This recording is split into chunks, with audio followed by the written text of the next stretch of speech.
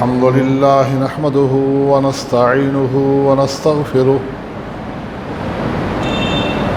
ونعوذ بالله من شرور أنفسنا ومن سيئات أعمالنا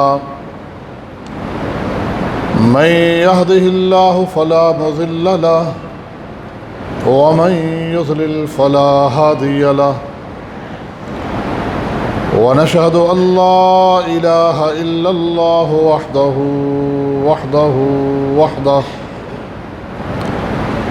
لا شريك له ونشهد أن محمدا عبده ورسوله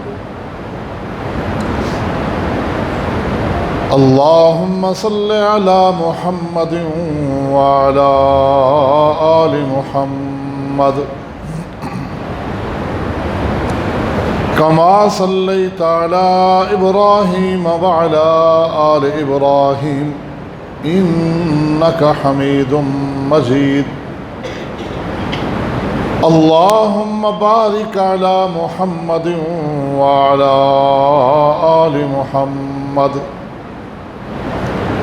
كما باركت على إبراهيم وعلى آل إبراهيم إنك حميد مجيد أما بعد فإن خير الحديث كتاب الله وخير الهدي هدي محمد صلى الله عليه وسلم وشر الأمور محدثاتها وكل محدثة بدعة وكل بدعة ضلالة وكل ضلالة في النار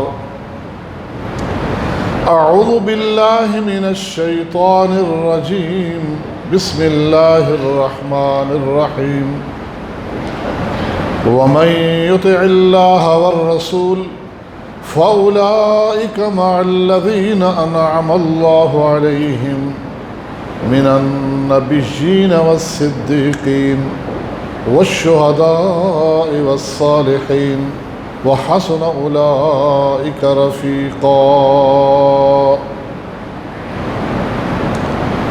حمد و ثنا اور درود و سلام کے بعد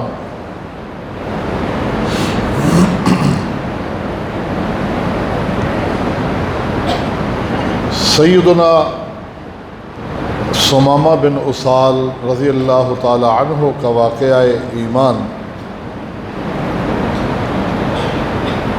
مختلف کتب احادیث میں بخاری شریف سمیت موجود ہے، مختلف الفاظ اور مختلف انداز میں آپ پڑھتے اور سنتے رہتے ہیں کہ رسول اکرم صلی اللہ علیہ وسلم کا ایک سریہ دستہ یمامہ کے اس گورنر ثمامہ بن اسال کو گرفتار کر کے اس وقت لایا جب وہ عمرے کی نیت سے مکہ المکرمہ کی طرف روانہ تھا۔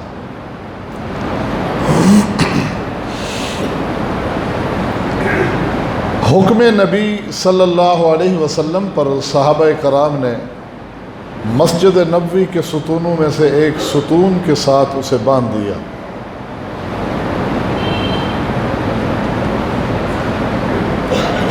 رسول اکرم صلی اللہ علیہ وسلم جب حاضر ہوتے ہیں، پہنچتے ہیں، تو آپ نے جا کر خیریت معلوم کی اور کہا لو ثمامہ کیا خبریں ہیں تمہارے پاس؟ کہا خیر ہے، ان تقتل ذا دم وان تنعم علی شاکر، اگر قتل کرو گے تو خون والے شخص کو قتل کرو گے،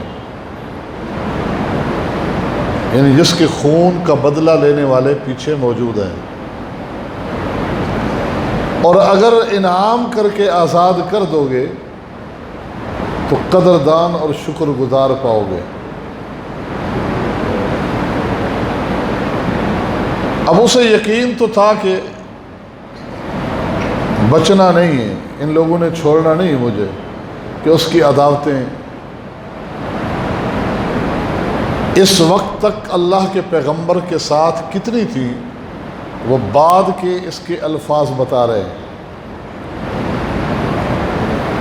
کہ جب اس نے یہ کہا کہ آج سے پہلے روئے زمین پر کسی شخص سے میں اتنی نفرت نہیں کرتا تھا جتنا آپ سے کرتا تھا، اور آپ کی وجہ سے آپ کے دین سے بھی اور آپ کے شہر سے بھی اتنی ہی نفرت تھی کہ دنیا کے کسی دین اور کسی شہر سے اتنی نفرت نہیں تھی۔ تو وہ کتنا بڑا دشمن تھا اس وقت۔ نبی علیہ السلام چلے گئے، اگلے دن پوچھا تو جواب اس کا یہی تھا، تیسرے دن آپ نے پوچھا تو اس کا جواب وہی تھا۔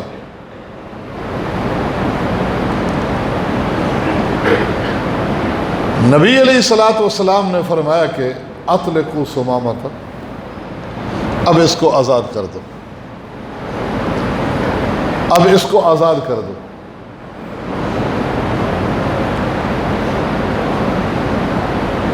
3 دن تک نبی علیہ السلام نے اپنا ماحول دکھایا، صحابہ کرام کا کردار اور اخلاق، اور آپ کا صحابہ سے رویہ اور صحابہ کا آپ کے ساتھ ادب و احترام والا ایک انداز، محبت بھرا ایک طریقہ، عملاً اس کو دکھانا مقصود تھا۔ دور سے بڑی نفرتیں ہوتی ہیں،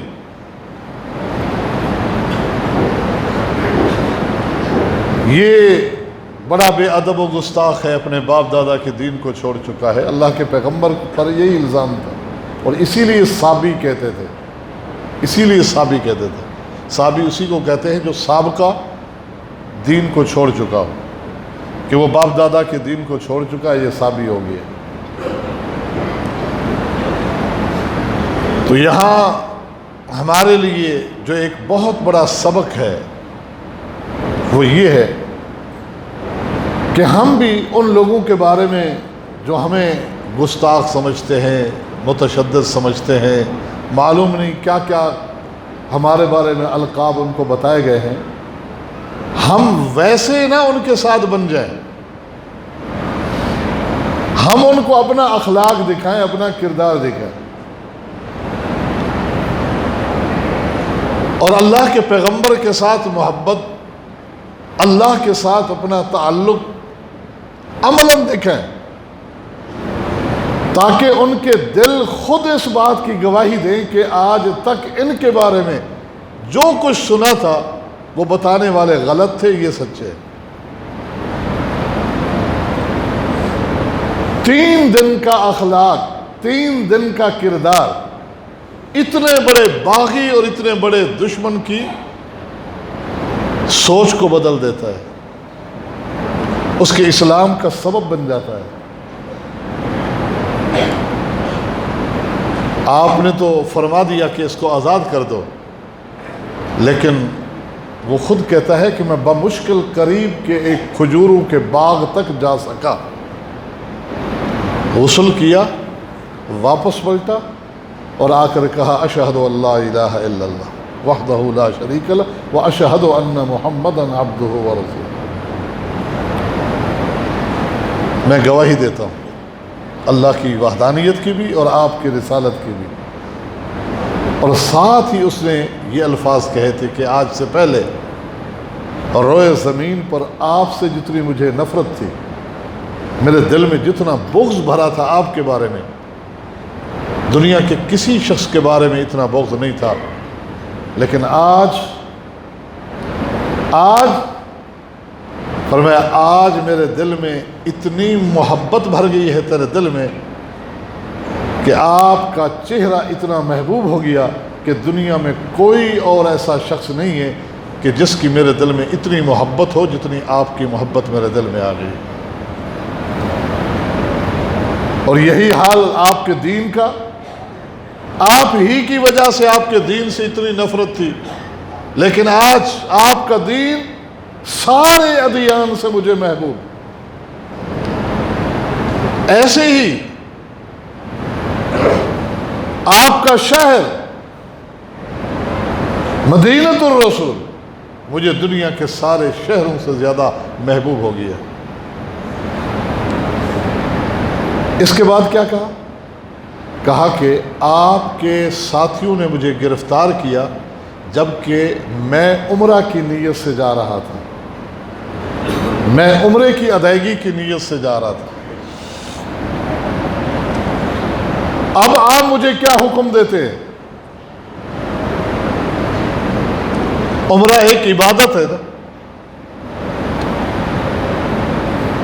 بہت بڑی عبادت ہے۔ پہلے وہ اپنی مرضی سے جا رہا تھا، اب دیکھیں تھوڑی ہی دیر جس کو مسلمان ہوئی، سال نہیں گزرے، مہینے نہیں گزرے، ہفتے نہیں گزرے، ابھی مسلمان ہوا ہے، اور وہ یہ سمجھ گیا کہ اب میری عبادت وہی عبادت ہوگی جس کی اجازت مجھے محمد رسول اللہ دیں گے، کیونکہ میں نے کلمہ پڑھ لیا ہے، ورنہ میں عمرے کروں حج کروں میری عبادت نہیں ہوگی اگر آپ کی اجازت کے بغیر کیا تو۔ اور ہم مسلمانوں کے گھروں میں پیدا ہوئے، لڑکپن، جوانیاں، بڑھاپے تک بھی جا کر اس نکتے کو کیوں نہیں سمجھتے؟ یہ بات ہمیں سمجھ میں کیوں نہیں آتی؟ وہ اسی وقت سمجھ گئے کہ ان کا کلمہ اب پڑھ لیا ہے تو اب مجھے وہی کام کرنا ہوگا جس کام کی یہ اجازت دیں گے، وہی میرے لیے عبادت باعث اجر باعث نجات ہے، جس کی اجازت نہیں دیں گے وہ میرے لیے وہ بظاہر کتنا خوبصورت کیوں نہ ہو، کتنا اچھا کیوں نہ ہو میری نگاہ میں، دنیا والوں کی نگاہ میں، لیکن وہ عبادت نہیں ہو سکتا، میری نجات کا ذریعہ نہیں بن سکتا۔ کہ عمرہ کتنی بڑی عبادت ہے، اس کی اجازت نہیں۔ ایک تو اپنی سوچوں کو بس یہ بدلنے کی ضرورت ہے، فکروں کو بدلنے کی ضرورت ہے۔ مسئلہ رفع الیدین کرنا ہے یا نہیں کرنا، یہ اختلاف ہو سکتا ہے دلائل کو سمجھنے میں، ہاتھ کہاں باندھنے ہیں اختلاف دلائل کو سمجھنے میں ہو سکتا ہے، یہ ساری چیزیں بعد میں ہیں۔ سب سے پہلے اپنا یہ نظریہ اور اپنی سوچ کو بدلنا ہوگا کہ جس نبی کا کلمہ پڑھا ہے، اس نے جس کام کے کرنے کا حکم دیا، اجازت دی، ہمارے لیے وہی روا، وہی جائز، وہی عبادت ہے، اور جس کی آپ نے اجازت نہیں دی وہ ہمارے لیے جائز نہیں ہو سکتا، وہ ہماری اخروی نجات کا سبب نہیں بن سکتا۔ یہ نقطہ سب سے پہلے بٹھانا ہوگا، اور یہ بہت سارے لوگوں کے لیے آسان ہے اور بہت سارے لوگوں کے لیے مشکل ہوتا ہے کہ یہ بات آنے کے بعد تو پھر وہ بڑے، پھر وہ اتنے عالم، وہ اتنے بڑے بڑے فقہا، اس نقطے کو نکالنا ہوگا۔ ان کا احترام، ان کی عزت اپنی جگہ، ان پہ کیچڑ نہیں اچھالنے، اپنے لیے جو راستہ متعین کرنا ہے وہ یہ، ورنہ یہی بات سب کی گمراہی کا سبب بنی ہوئی ہے کہ یہودیوں کے اندر بڑے بڑے عالم نہیں ہیں، عیسائی بھی یہی حوالہ دے سکتے ہیں، ہمارے اتنے بڑے عالم، عاقل، فہیم، دانا، پوری دنیا جن کے پیچھے لگی ہوئی ہے، کیا اگر یہ حق ہوتا یہ نہ سمجھتے؟ یہی بات قادیانی کہہ سکتا ہے۔ اس نقطے کو آپ لے کہ یہ بات دلیل نہیں ہوتی، ہم یہی سوچ بنائیں، یہ فکر بنائیں، پھر اس راستے پہ چلتے ہوئے فقہی، علمی، فکری، فہم و فراست کے اعتبار سے ہونے والی ساری غلطیاں رب تعالیٰ معاف فرما دیں گے۔ جب اپنی سوچ کو ہم نے مبرہ کر لیا، پاک صاف کر لیا، پھر غلطیاں میں نے کہا ہو سکتی ہیں، تحقیق میں یہ ہو سکتا ہے میرے سامنے اس مسئلے کے دلائل یہ زیادہ نہ آئیں، دوسرے سامنے آ جائیں، میری عقل ان کو سمجھنے تک نہ کام کر سکے، میں وہ سمجھ کے حق والا راستہ عملی طور پر جو چیزیں آ رہی ہیں سمجھ بیٹھوں، لیکن فکر میری یہی ہو، تلاش میری یہی ہو کہ میں نے راستہ محمد الرسول اللہ والا ڈھونڈنا ہے صلی اللہ علیہ وسلم، فکر ہی ہو بنیادی طور پر. پھر آگے اس فکر کے ساتھ تلاش حق میں جزوی طور پر ہونے والی چھوٹی موٹی غلطیاں جو ہیں عملی میدان میں، ان کے بارے میں ہم یہ امید رکھتے ہیں. اور انہی کے بارے میں نبی علیہ السلام نے فرمایا ہے کہ اللہ نے میری امت کو معاف کر دی ہیں 3 چیزیں ایڈوانس. ہم آئے نہیں تھے، ہماری 3 غلطیاں اللہ تعالیٰ نے پہلے سے معاف کر دی ہیں. قیامت تک آنے والے مسلمانوں کی 3 غلطیاں، 3 طرح کی غلطیاں، 3 غلطیاں نہیں، 3 طرح کی غلطیاں. اس ایک طرح کے اندر کئی غلطیاں ہو سکتی ہیں. یہ ایک نوع ہے، ایک قسم ہے کہ 3 قسم کی غلطیاں اللہ رب العالمین نے میری امت کو پہلے سے معاف کر دی ہے. وہ کیا ہے؟ خطا. خطا کیا ہے؟ تلاش حق میں نکلا ہوا ہے لیکن غلطی سے کسی ایسی غلط چیز کو لے بیٹھا کہ جو حق نہیں تھی، لیکن وہ اسے حق سمجھ کے لے بیٹھا کیونکہ اس کی فکر پاکیزہ تھی کہ مجھے حق لینا ہے، قرآن لینا ہے، سنت لینا ہے، اللہ کے نبی کا طریقہ لینا ہے. یہ فکر تھی، اس کی تلاش تھی. اس تلاش بسیار کے باوجود اسے جو چیز ملی وہ صحیح نہیں تھی، لیکن وہ یہی سمجھ بیٹھا، اس سے چمٹ گیا، اس کو سینے سے لگایا، تھام لیا، یہ سمجھ کر کہ میرے نبی کا راستہ ہے. اللہ تعالیٰ نے اس کو پہلے سے معاف کر دیا کہ یہ تلاش حق میں تھا، اس کی فکر پاکیزہ تھی، کوشش تھی. یہ ہے خطا. دوسری غلطی، دوسری قسم کی غلطیاں نسیان، کہ ایک بندے کو پتا ہے کہ یہ چیز یوں ہے، اس وقت یہ کام کرنا ہے لیکن بھول جاتا ہے. روزے کی حالت میں نے کھانا نہیں پینا نہیں، بھول گیا، کھا لیا پی لیا. ظہر کی نماز کا یہ وقت ہے، بھول گیا، آج اچانک یاد آیا بعد میں، آج تو ظہر میں نے نہیں پڑھی تھی، مغرب کا ٹائم ہو چکا، عشاء کا ٹائم ہو چکا. یاد آنے پر فوراً ادا کرتا ہے. یہ اس کا بھول جانا اللہ رب العالمین اسے معاف کر دیتے، بلکہ پہلے سے معاف کر دیا کہ میرا بندہ بھول گیا. اس کے دل و دماغ میں تو تھی یہ چیز کہ میں نے یہ کام کرنا ہے لیکن بھول گیا.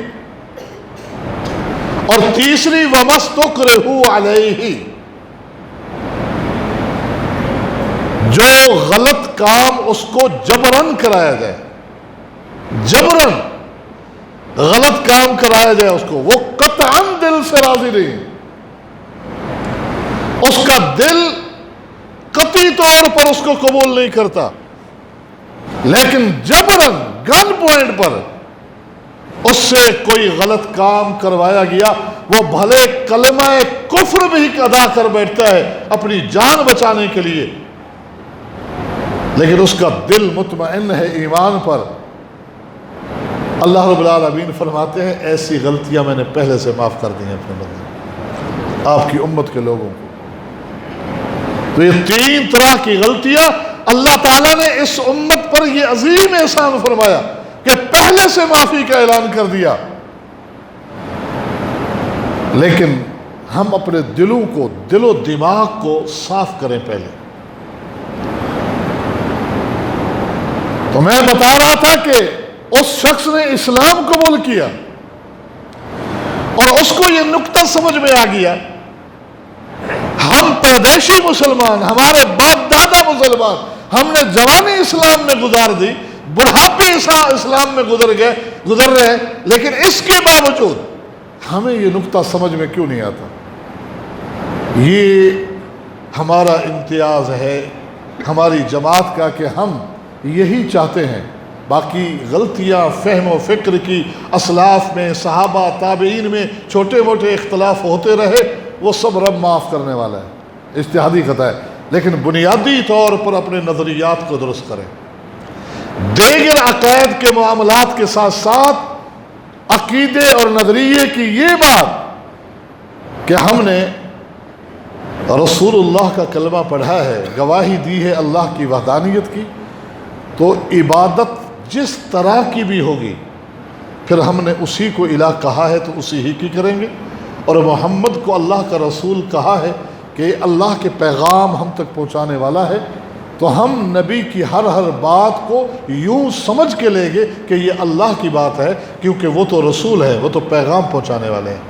جو پیغام ہم تک پہنچایا وہ اللہ کا پیغام ہے، وہ تو درمیان میں واسطہ ہے۔ رسول کا معنی یہی ہے کہ پیغام پہنچانے والا۔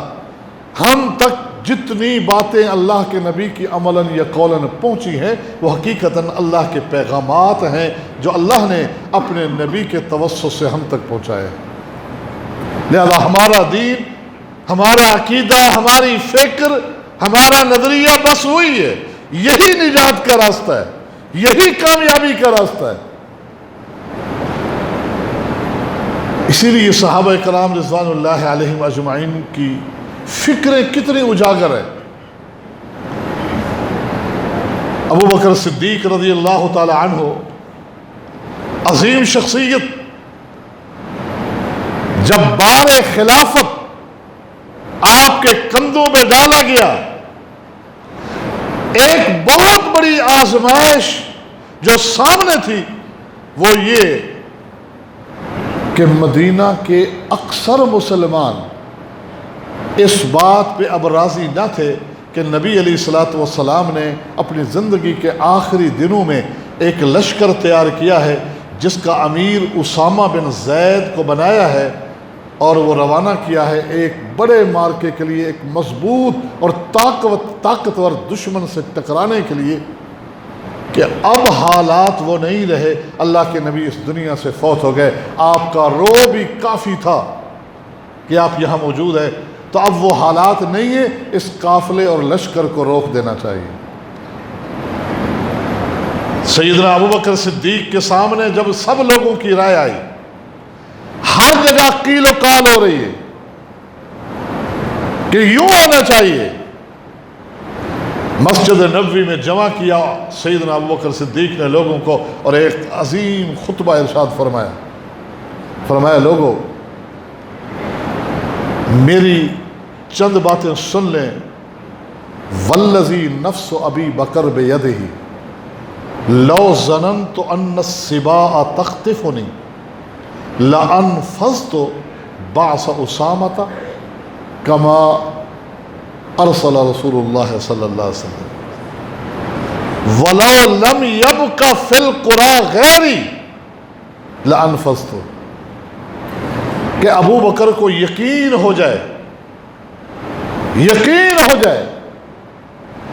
کہ اگر یہ سارا لشکر چلا گیا، مسلمانوں کی ایک بڑی طاقت مدینہ چھوڑ کے چلی گئی، پیچھے مدینہ پہ یلغار ہو جائے گی دشمن کی،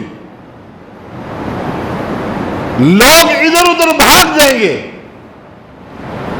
مجھ پہ کتے، مجھ پہ جنگل کے درندے مسلط کر دیے جائیں گے، مجھے یقین ہو جائے میری بوٹی کر دی جائے گی، میں سب کچھ برداشت کرنے کے لیے تیار ہوں، لیکن جس قافلے کو میرے نبی نے روانہ کیا میں اس کو نہیں روک سکتا،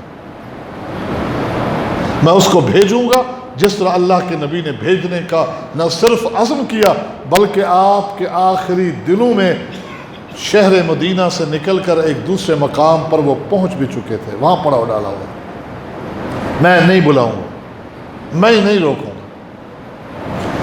جب صدیق کا عزم دیکھا تو لوگ عمر بن خطاب کے پاس پہنچے کہ اب کوئی بات ابو بکر سے نہیں کر سکتا۔ عمر، ابو بکر کا عزم ہے، ارادہ ہے، اللہ کامیابی دے، لیکن ایک رائے آپ ہی پہنچا سکتے ہیں اب ابو بکر تک، وہ یہ ہے کہ نبی علیہ السلام کا دور کچھ اور تھا، اب حالات وہ نہیں رہے، لشکر کا امیر اللہ کے پیغمبر نے جس کو بنایا اسامہ کو، وہ کم عمر نا تجربے کار لڑکا ہے، چلو وہ حالات کچھ اور تھے۔ آج خلیفۃ الرسول ابو بکر سے کہیں کہ وہ امیر تبدیل کر دے کسی عمر رسیدہ تجربے کار بزرگ صحابی کو اس قافلے کا، اس لشکر کا امیر مقرر کر دے تاکہ تجربات کی روشنی میں جنگ لڑی جائے۔ کم عمر غیر تجربہ کار لڑکا یہ شاید اتنے بڑے لشکر جرار کو نہ سنبھال سکے اور آگے اتنی بڑی قوت کا مقابلہ نہ کر سکے، چلو یہ تو کر لیں۔ عمر نے کہا ٹھیک ہے، بات سمجھ میں آتی ہے۔ ابو بکر کی خدمت میں جب حاضر ہوئے تو سیدنا صدیق ٹیک لگا کے بیٹھے ہوئے تھے۔ جا کر سیدنا عمر بن خطاب نے لوگوں کی یہ رائے پیش کی۔ حدیث کے الفاظ ہیں فَوَثَبَ ابو بکر وَأَخَذَ بِلِحْيَتِهِ، اچھل کے ابو بکر بیٹھے اور عمر کی یہاں داڑھی پہ ہاتھ رکھ کے کہا فَقِدَتْ قَسْم یبن الخطاب امک وَسَقِلَتْ، او خطاب کے بیٹے تو گم ہو جائے، تیری ماں تجھ پہ روئے، رونے والیاں تجھ پہ روئیں، تو نہ ملے یعنی مر جائے تو۔ عمر کیا کہہ رہے ہو؟ اللہ کے پیغمبر علیہ السلام نے ان کو امیر مقرر کیا، وَتَأْمُرُنِي بِنَذْرِهِ، جس کو اللہ کے پیغمبر نے امیر مقرر کیا، آپ مجھے مشورہ دیتے ہیں کہ میں اس کو اس عہدے سے ہٹا کے کسی اور کو امیر مقرر کروں۔ قرآن نہیں پڑھا؟ قرآن کیا کہتا ہے؟ قرآن نے واضح کہا کسی مسلمان مرد اور کسی مسلمان عورت کے لیے قطعاً یہ لائق نہیں کہ وہ اللہ کے اور اللہ کے نبی کے فیصلے کے آ جانے کے بعد وہ اپنی مرضی اور اپنا اختیار ڈھونڈے۔ یہ ہے ایمان کہ سمجھے ہوئے تھے کہ فکر ہماری ہے، لوگوں کی فکر، سوچ بچار سب میں خطائیں ہو سکتی ہے، لیکن سوچوں فکروں کی غلطیوں سے کوئی پاک ہے تو وہ محمد رسول اللہ کی ذات ہے۔ لہذا انہی کے قول و فعل اور انہی کی تعلیمات کو دین سمجھ کے اپنے اوپر لاگو کیا جائے، یہ فکر تھی، یہ سبق دیا انہوں نے اپنی عملی زندگیوں کے اندر بھی۔ اسی لیے تو سیدنا عمر بن خطاب بیت اللہ کا طواف کرنے لگے، فرمانے لگے ساتھیوں جب 7 ہجری عمرۃ القضاء کی ادائیگی کے لیے ہم نبی کے ساتھ آئے تو مکہ کے مشرکین میں یہ بات پھیلی ہوئی تھی کہ مسلمانوں کو یثرب کے بخار نے انتہائی کمزور کر دیا ہے، تو وہ مروہ پہاڑی پر جمع ہو کر بیٹھ گئے کہ آج دیکھیں گے طواف کیسے کرتے ہیں، یہ چلتے کیسے ہیں، کمزوری کی وجہ سے ان کی تو ٹانگیں پھر چکی ہوں گی، ٹیڑھی ہو گئی ہوں گی۔ مروہ پہاڑی پہ جمع ہوئے، ادھر اللہ رب العالمین نے وحی کر دی پیغمبر علیہ السلام کو کہ دشمن یہ سوچ کے بیٹھا ہے اس لیے آیا ہے۔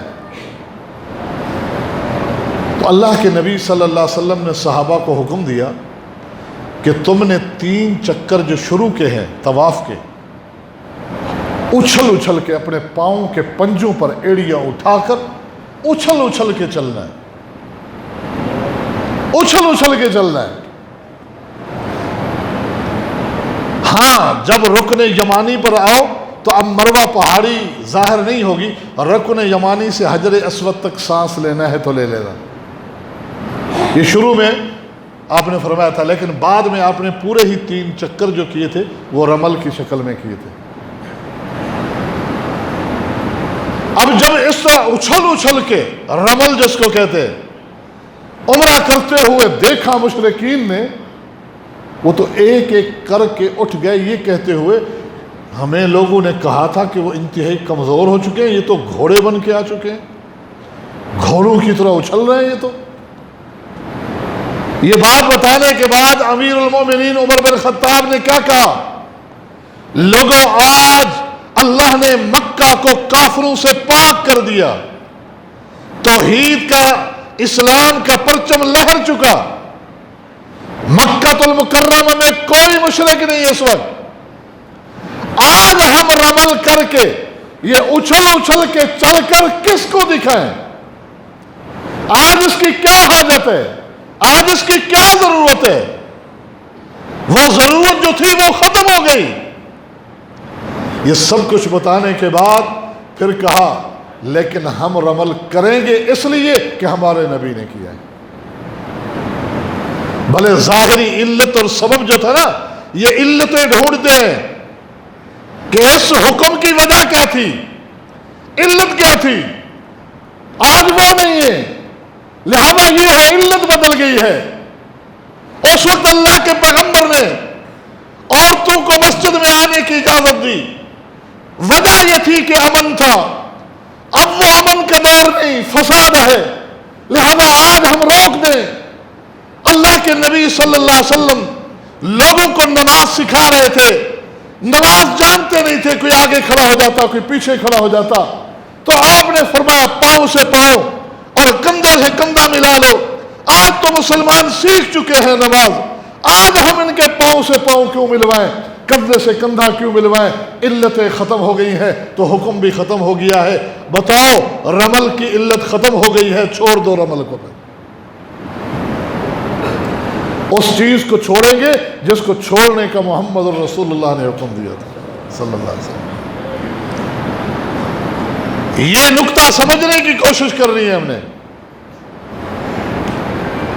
اور اس عزم کے ساتھ، اس استقلال کے ساتھ کہ اللہ کے پیغمبر کی تعلیمات میں سے کوئی چیز اس کو ہم حقیر نہ جانیں، چھوٹا سمجھ کے ترک نہ کریں۔ اللہ کے پیغمبر کی جتنی تعظیم توقیر آپ کی نگاہ میں ہے، آپ کی ہر بات کو وہی ادب اور وہی احترام، وہی تعظیم اور وہی توقیر دیں، اسی ادب سے نوازیں۔ نبی کے کسی حکم کو چھوٹا نہ سمجھیں، معمولی نہ سمجھیں۔ سیدنا معاویہ رضی اللہ تعالی عنہ، جن پہ لوگ معلوم نہیں کیا طعن و تشنیع کرتے ہیں، دور خلافت میں حج بیت اللہ کے لیے گئے، مدینہ منورہ تشریف لائے۔ مدینہ منورہ کی ایک گلی میں چلتے ہوئے بالوں کا ایک گچھا دیکھا، بال، مصنوعی بال جو خواتین لگا لیتی ہیں، مصنوعی بال، وگ وغیرہ جن کو کہا جاتا ہے، مصنوعی بالوں کا ایک گچھا دیکھا امیر معاویہ رضی اللہ تعالیٰ عنہ نے۔ یہ ہے وقت کے خلیفہ، یہ ہے وقت کے حاکم، بالوں کے اس مصنوعی گچھے کو ہاتھ میں لیا، مسجد نبوی میں آئے، نماز کے بعد منبر پہ جلوہ افروز ہوئے، اللہ کی حمد و ثنا بیان کرتے ہوئے کہا مدینہ والو، کہاں گئے ہیں یہاں کے علماء؟ کہاں گئے ہیں علماء؟ کیوں نہیں بتاتے لوگوں کو کہ اللہ کے نبی صلی اللہ علیہ وسلم نے فرمایا تھا کہ بنی اسرائیل اس وقت ہلاک ہو گئے تھے کہ ان کی ہلاکت کا ایک بڑا سبب یہ تھا کہ ان کی عورتوں نے جب ملاوٹ شروع کی دین کے اندر تو اس پر خاموش رہے تھے۔ تمہاری عورتوں نے ملاوٹ شروع کر دی۔ کہاں گئے علماء کہ اللہ کے پیغمبر نے یہ نہیں فرمایا تھا کہ اللہ کی لعنت ہو اس عورت پر جو مصنوعی بال لگاتی ہے یا لگواتی ہے؟ کیوں نہیں بتاتے تم قوم کو؟ تم نے بتانے میں کوتاہی کی ہوگی، جس کی وجہ سے یہ بالوں کا گچھا ایک گلی میں سے ملا۔ اس کا مطلب یہ ہے کہ یہاں کی عورتیں مصنوعی بال استعمال کرتی ہیں۔ میری دار حکومت، معاویہ کی حکومت کے دور میں ایسا کیوں ہو رہا ہے کہ عورتیں مصنوعی بال لگا رہی ہیں اور روکنے والا کوئی نہیں؟ یہ خلیفہ وقت۔ یہاں تو فحاشیوں اور یانیوں کے خود بخود دروازے کھولے جا رہے ہیں نا۔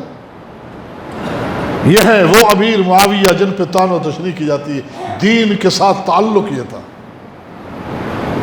10 محرم الحرام کو مدینہ میں باہر نکلے، لوگوں کو کھاتا پیتا ہوا دیکھ کر آ گئے، کہا 10 محرم الحرام اور مدینہ میں یوں لگ رہا ہے کہ جیسے کسی کو روزہ نہیں.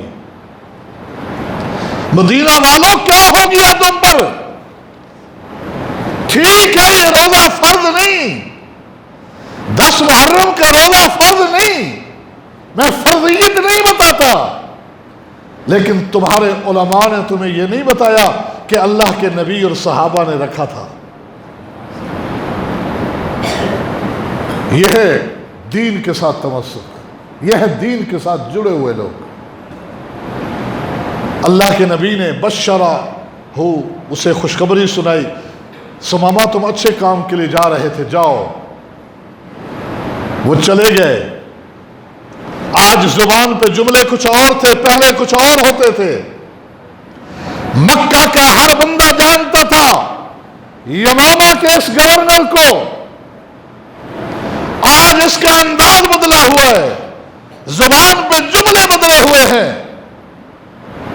کسی پوچھنے والے نے پوچھا اصبوت یا ثمامہ، ثمامہ تو صابی ہو گیا ہے؟ صابی ہو گیا ہے یعنی باپ دادا کے دین کو چھوڑ دیا ہے. جس طرح آج اگر کوئی اس طرح ہو کہتا ہے، کہتے ہیں تو وہابی ہو گیا ہے. تو کہا تو اصبوت، کیا تو صابی ہو گیا ہے؟ اس نے کہا نہیں، لا بل آمنت باللہ و برسولہ، میں صابی نہیں ہوا، میں اللہ اور اللہ کے نبی پر ایمان لے آیا ہوں، میں مسلمان ہو گیا ہوں. اور مکہ والوں سنو، آج کے بعد یمامہ سے گندم کا ایک دانہ بھی تمہارے پاس نہیں آ سکتا جب تک کہ اللہ کے نبی اجازت نہ دے. اللہ کے نبی کے دشمنوں سنو، تجارتی بائیکاٹ یہ مسلمانوں کا ہتھیار آج سے نہیں. ثمامہ اکیلے نے مکہ کے سرداروں کو اللہ کے پیغمبر کے سامنے جھکایا یا نہیں جھکایا؟ وہی سرداران جن کی ناک کا مسئلہ تھا، اس یتیم کو ہم اپنا بڑا مان لیں، آج وہی اللہ کے پیغمبر کے سامنے بیٹھے کہہ رہے تھے آپ تو خود صلہ رحمی کا حکم دیتے ہیں، کیا ہم تیرے رشتہ دار نہیں ہیں؟ کیا مکہ والے بھوک سے مر جائیں گے اگر، تو کیا تیرے رشتہ دار نہیں مریں گے؟ ٹھیک ہے اختلافات اپنی جگہ، لیکن مہربانی کریں ثمامہ کو کہیں کہ وہ گندم وہاں سے بند نہ کرے، معاشی بائیکاٹ ہم سے نہ کرے. اکیلے ثمامہ نے جرأت کی، مکہ کے سرداروں کو جھکا دیا ہے، معاشی بائیکاٹ. اور آج تو جنگیں ہی دنیا میں معاشی لڑی جا رہی ہیں. ایٹمی جنگیں تو اس وقت ہوں گی جب کوئی نہیں رہے گا، پھر یہ چٹی المیدان ہو جائے گا، اکا دکا لوگ باقی ہوں گے، وہی کھنڈرات کا دور، پھر وہی باقی رہنے والے بھیڑ بکریاں چرائیں گے، زندگی بسر کریں گے، گاؤں ہوں گے، وادیاں ہوں گی، شہر نہیں ہوں گے. پھر ان حالات پر وہ حدیثیں فٹ ہوں گی جو اللہ کے نبی نے مہدی کے دور اور دجال کی آمد کے بارے میں بتائی. آج دنیا والوں کو سمجھ میں نہیں آتی کہ آج دجال کیسے، اتنا تیز رفتار سواری، گدھا کیسے، جہازوں کے ہوتے ہوئے، ٹرینوں کے ہوتے ہوئے. یہ ایٹمی جنگوں کا انتظار ہے. اس کے بعد پھر حالات بالکل اسی طرح، آبادیاں مختصر ہو جائیں گی اور پھر وہی گدھے کی سواریاں، اونٹ اور گھوڑے رہ جائیں گے، اور معاش وہی بکریاں، بھیڑیں، یہ جانور پالنا. یہی حالات بدلنے والے ہیں، لیکن اس سے پہلے یہ معاشی حالات ہیں. اگر سارے مسلمان ایکا کریں تو یہ کبھی کہیں سے بکواس آتی ہے، کبھی کہیں سے بکواس اٹھتی ہے، یہ ان کی زبانیں بند ہو جائیں. لیکن مسلمان ہی اس بات پر اس لیے متفق نہیں ہو رہے، ہماری حکومتیں اس لیے کہ اللہ پہ توکل نہیں، اللہ پہ وہ یقین اور ایمان نہیں ہے کہ ان سے ناراضگی مول لے لی تو پھر ہمارا کیا ہوگا. اسی سیدنا امیر معاویہ رضی اللہ تعالی عنہ نے ام المومنین سیدہ عائشہ کو لکھا تھا، امی جان مجھے کچھ نصیحت کیجئے، اور بڑے اختصار سے کام لینا نصیحت کے اندر۔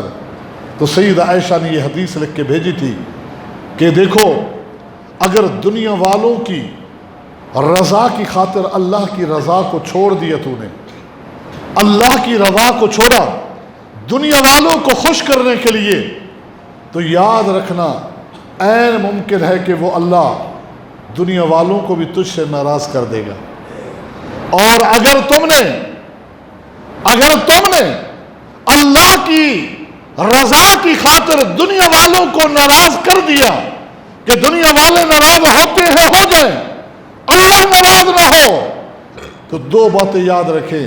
ایک تو یہ کہ یہ سارے مل کر تیرا کچھ نہیں بگاڑ سکیں گے، اللہ تجھے کافی ہوگا۔ اور دوسری بات کہ اللہ اس بات پر قادر ہے کہ دنیا والوں کو بھی تجھ سے راضی اور خوش کر دے۔ لہذا اللہ کی رضا کو مقدم رکھیں۔ یہاں معاملات وہ نہیں ہیں جس کی وجہ سے حالات بدلتے نظر نہیں آتے، تھوڑے دنوں کے بعد پھر کوئی فتنہ کھڑا ہو جاتا ہے، کچھ عرصہ گزرتا ہے، پھر کہیں سے آواز آ جاتی ہے۔ مسلمانوں کو پریشان کرنے کے لیے اللہ رب العالمین ہمارے ایمان، توکل، یقین میں وہ درجہ عطا فرما دے جو اللہ کو مطلوب ہے، جس کی اللہ اور اللہ کے نبی نے تعلیم دی ہے۔ اللہ مجھے اور آپ کو صحیح عقیدے کے ساتھ صحیح عمل کی توفیق عطا فرما دے۔ وآخر دعوانا الحمدللہ رب العالمین۔